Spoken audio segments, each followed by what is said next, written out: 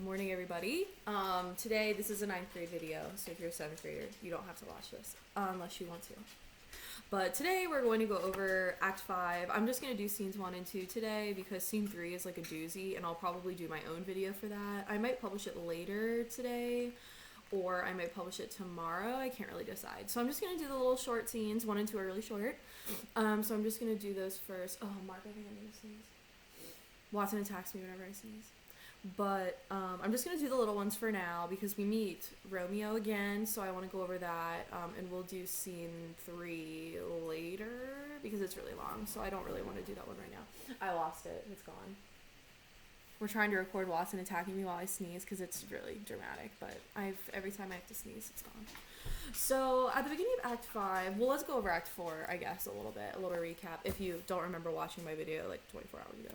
But in Act 4, Juliet, very dramatically, does not want to marry Paris. Her parents throw her out, and Juliet is trying to find some help, but the nurse kind of is like, Juliet, I think you need to give up this whole Romeo situation. Like, I think you just need to marry Paris and, like, move on with your life. And, of course, Juliet feels betrayed. She's like, I would never do that. You know, I love him. So she doesn't want to do that.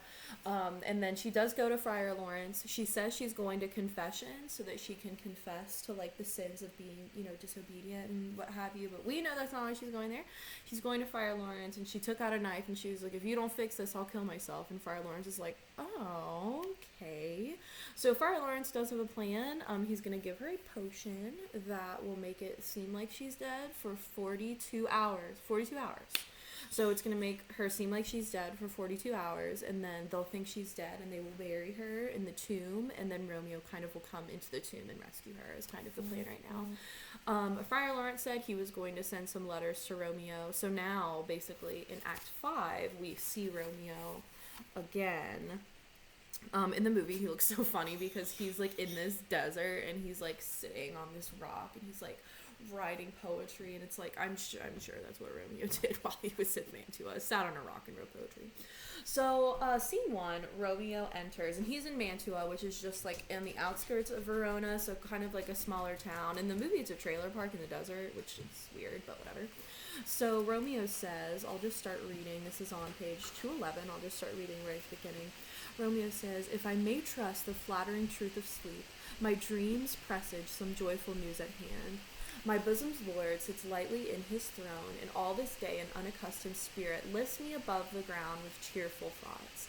I dreamt my lady came and found me dead. Strange dream that gives a dead man leave to think, and breathed such life with kisses in my lips that I revived and was an emperor.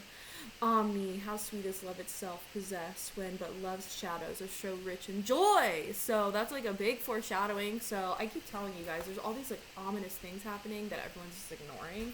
So Romeo had this dream that he is dead,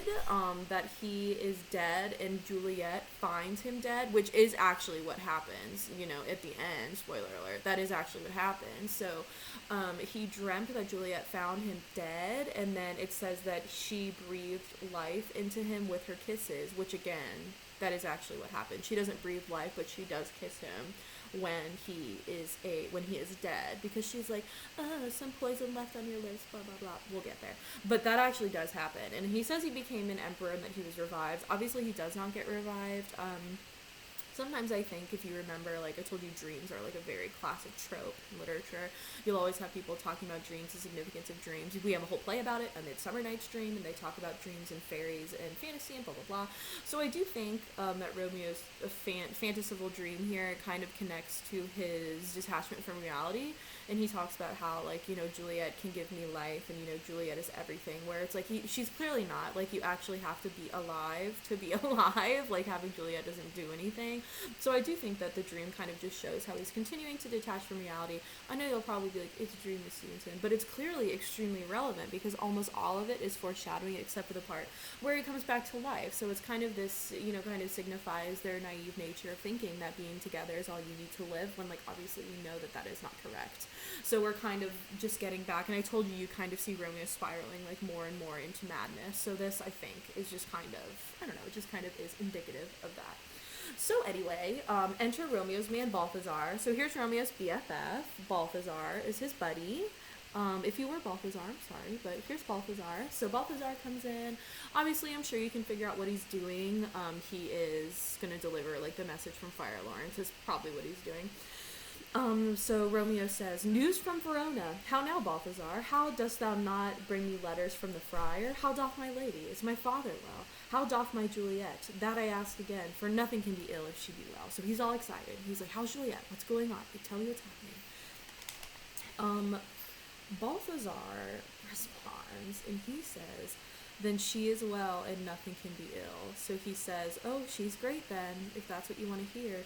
But then he says, "Her body sleeps in Capel's monument, and her immortal part with angels lives. I saw her laid low in her kindred's vault," this is at the top of 213, "and presently took post to tell it you. Oh, pardon me for bringing this ill news, since you did leave it for my office, sir." So Balthasar does not have a letter from the friar. He's just telling Romeo, like, what he thinks he knows. So he's like, "Bruh, I think Juliet is dead." And, like, obviously we know that that is not the case. But the friar has not done his job. He has not told Romeo the plan. And so Balthasar is like, "I'm just trying to be a bro, and I need to tell you what's going on. I think Juliet is dead." So can you blame him? I mean, no. I would also want my friend to know that his wife is dead. However, something is going wrong here. So something clearly has happened. Romeo says, "Is it e'en so? Then I defy you, stars. Thou knowest my lodging. Get me ink and paper and hire post horses. I will hence tonight." So Romeo's like, "Oh, I'm going back to Verona right now." So he's going to write a letter, and he's like, "Oh, let's go." And then Balthasar says, "I do beseech you, sir, have patience. Your looks are pale and wild, and do import some misadventure." So this is ends at line 30 on page 213. So again, Balthasar is telling Romeo that he kind of looks crazy, and I told you he would kind of descend into madness and kind of detach from this reality. So he is looking crazy, and Balthasar is like, "I don't know if you want to do that, man. You look a little unwell." And Romeo, of course, is like, "I don't care what you think." So Romeo says, "Thus thou art deceived. Leave me and do the thing I bid thee do. Hast thou no letters to me from the friar?" So Romeo's like, "Are you carrying any news from him? Like, did he tell you what's going on?" And Balthasar says, "No." So Romeo says, "No matter, get thee gone and hire those horses. I'll be with thee straight." So, he is like, "Okay, well, leave, and I will join you later." So Balthasar exits, and then Romeo is by himself, obviously, like, being dramatic. So he says, this is line 36 here at the bottom of 213. You can see he's got this big paragraph here. He says, "Well, Juliet, I will lie with thee tonight." So, I mean, obviously, like, if he thinks she's dead, lying with her would mean he's probably going to kill himself too. So, good start. Let's see for means. "Oh, mischief, thou art swift to enter the thoughts of desperate men." So again, we have this inkling that Romeo is, like, kind of on his last straw, and that he is kind of, detached from the reality around him. So he says that, and there is this other line he says that, "Don't tempt a desperate man." So he's like, he knows that he kind of is, like, losing it, but that's later.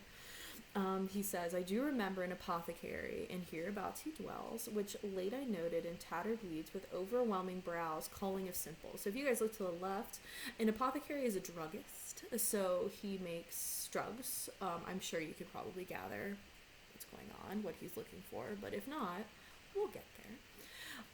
He says, "Meager were his looks, sharp misery had worn him to the bones, and in his needy shop a tortoise hung, an alligator stuffed, and other skins of ill-shaped fishes, and above his shelves a beggarly account of empty boxes, green earthen pots, bladders, and musty seeds. Remnants of packthread and old cakes of roses were thinly scattered to make up a show." I don't know why Romeo is dissing this apothecary. Like, you don't know him. I don't know why you're telling us, like, how crappy his house is. That seems rude.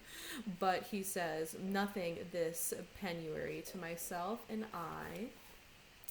And if a man did need a poison now, whose sale is of present death in Mantua, here lives a caitiff wretch, would sell it to him." So Romeo's kind of rude, but he's basically saying this apothecary is kind of poor, and he says that if he needed a poison made, this guy would totally make it for him because he's kind of desperate for money. So it's kind of what he's insinuating. Again, seems rude, but that's what he's insinuating.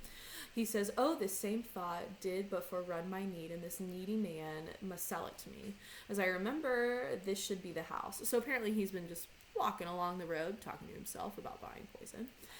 Being holiday, the baker's shop is shut. What ho, apothecary? So enter the apothecary out of his apparently very ugly house, which Romeo made a point to describe. Who calls so loud? Come hither, man. I see thou art poor. Great. Good entrance. So he says, you're poor, right? And the apothecary's like, excuse me? So Romeo's offering him basically a lot of money. He says, hold, there is 40 ducats. Let me have a dram of poison, such soon spreading gear as will disperse itself through all the veins, that the life-weary taker may fall dead, and that the trunk may be discharged to breath as violently as hasty powder fired doth hurry from the fatal cannon's womb. So it's like, whoa, he wants a poison that works hard and fast. So he's like, give me something. The apothecary says, such mortal drugs I have, but Mantua's law is death to any that utters them. So he's like, I can't sell them to you, like that's illegal. And Romeo's like, art thou so bare and full of wretchedness and fearest to die? Famine is in thy cheeks, need and oppression starveth in thy eyes, contempt and beggary hangs upon thy back. The world is not thy friend, nor the world's law. So here's Romeo's argument to the apothecary, is he's like, you look like super hungry and poor, you look a mess, and he's like, the world has not been kind to you, so why would you be kind to the world and its worldly laws? He's like, that does not make sense. So that's kind of his argument. It's a pretty good argument. I mean, he says, the world affords no law to make thee rich, then be not poor, but break it and take this. So the apothecary responds, he says, my poverty, but not my will consents. So he's saying, I really don't want to do this, but you right, I am pretty poor, so here you go. I pay thy poverty, not thy will, is how Romeo responds. So the apothecary gives him the poison. This is at the top of page 217. So the apothecary says, giving him the poison, put this in any liquid thing you will and drink it off. And if you had the strength of 20 men, it would dispatch you straight. So he's saying that it could kill like 20 men if you drink this whole thing. Romeo handing him the money. There is thy gold, worse poison to men's souls. So he just makes this comparison between money and poison. And it's kind of like, Romeo, I feel like we're past social commentary, like you're about to kill yourself. But he says that. He says, doing more murder in this lonesome world than these poor compounds that thou mayest not sell. I sell thee poison, thou hast sold me none. So he's like, I'm really giving you poison because money is the world's whatever. He says, farewell, buy food and get thyself in flesh. So the apothecary exits. I'm not really sure why the apothecary exits because this is like his house, but okay. And then he says, come cordial. I can't remember if this is one of your words or if this is another student's words, but cordial was a vocab word for one of you. I can't remember. But cordial is just like a type of it's a type of liquor, but it's also like a liquid. So he says, come cordial and not poison.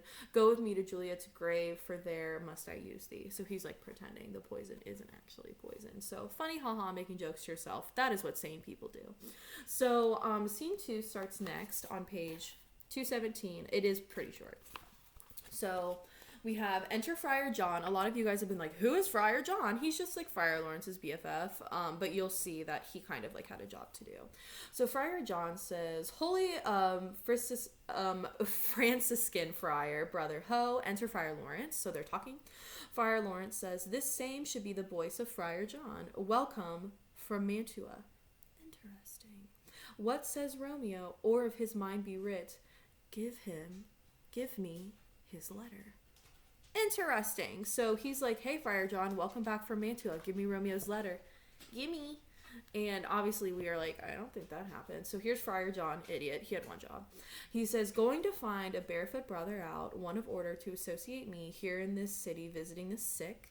In finding him, the searchers of the town, suspecting that we both were in a house where the infectious pestilence did reign, sealed up the doors and would not let us forth, so that my speed to Mantua there was stayed. So Friar John was like doing part of his job. He was at a sick house and he was praying and helping like heal the people in the sick house. Can't remember if this was during the plague days. I feel like it probably was. Pestilence does mean plague. I don't know exactly what plague it was. Anyway, so that's what he was doing, and he said that Mantua wouldn't let him in because they were like, you clearly have the plague. I need you to leave. So he was like, I couldn't go because they like literally wouldn't let me in. And Friar Lawrence at the top of 219, he's like, who bear my letter then to Romeo? And Friar Lawrence is like, I could not send it. And then he says, here it is again. So he literally returns the letter to Friar Lawrence and is like, nor get a message to bring it to thee, so fearful were they of infection. So he was like, I literally had no way of giving this to him. Here you go. Friar Lawrence is like, are you for real? So Friar Lawrence says, unhappy fortune. By my brotherhood, the letter was not nice, but full of charge, of dear import, and the neglecting it may do much danger. So Friar Lawrence is like, I wasn't just saying hello, like, this was super important because it had the plan in it. So obviously there was like a disconnect here in the message system. So Friar Lawrence is like panicking. He says, Friar John, go hence, get me an iron crow and bring it straight unto my cell. So, hi, baby. Here's my dog. So Friar Lawrence is concerned. He did not send the letter. He says he needs to bring me an iron crow, which is a crowbar. Hopefully you guys know what that is. He says to bring me an iron crow and bring it straight unto my cell. I wonder what he needs a crowbar for. Friar John says, brother, I'll go and bring it thee. Friar John exits. Thank you. Most useless character in the entire play. And then Friar Lawrence is talking to himself. He says, now must I to the monument alone. Within these 3 hours will fair Juliet wake. I guess it's been 39 hours then, apparently, because it said she had 42 hours before she woke up. So apparently it has been 39 hours. He says Juliet's going to wake up in 3 hours. She will beshrew me much that Romeo hath no notice of these incidents. Yeah, I mean, she's going to be kind of mad because she's laying in the tomb of all of her dead relatives, expecting Romeo to show up. So she's going to be a little bit upset that he's not there. So it says, but I will write again to Mantua and keep her at my cell till Romeo come. Poor living corpse, close in a dead man's tomb. Yeah, you should feel bad because this is a mess and it's your fault. So, that is scenes 1 and 2. Obviously, you can see bad things are happening. So scene 3 is super long. It is the end of the play, so I'm going to do a separate video for that one because we're already at 16 minutes and it's super long. So Friar Lawrence said he needed a crowbar. I would ask you, this is the time where I'd ask you, what does he need a crowbar for? It's to pry the top of the tomb off so that Juliet can get out when she wakes up, so she's not just like laying with dead people. So yeah, he's gonna go rescue her. So Friar Lawrence is going to go rescue her and then hide her in his cell until like Romeo gets there, I guess. So that's kind of his plan right now. And he's like, I'll just send another letter. And I'm like, oh, because that worked so well the first time. So he's going to try to send Romeo another letter, but Romeo's already on his way here. So this is very unfortunate events. Everything's kind of going to shit. So scene 3 is where I'll take off. It's the very end of the play. As you guys can see, things are going down. And this is kind of, for your argument essays, really where it starts getting interesting because the tragedy is about to take place, the tragedy of Romeo and Juliet's death. So you can see that, like, it's starting to take place, and then we have the Friar John, Friar Lawrence slip up, and you have to decide, like, well, whose fault is it that we're in this position? So I think this is probably a good place that you can use for your argument essay. Anyway, I will see you later. I'm going to upload a video for Act 5, Scene 3, which is really big. It might be a really long, I'll look over it first so I'm not talking forever, but I will see you guys later. If you have any questions, just let me know, and yeah, I'll upload another video either today or tomorrow. Later.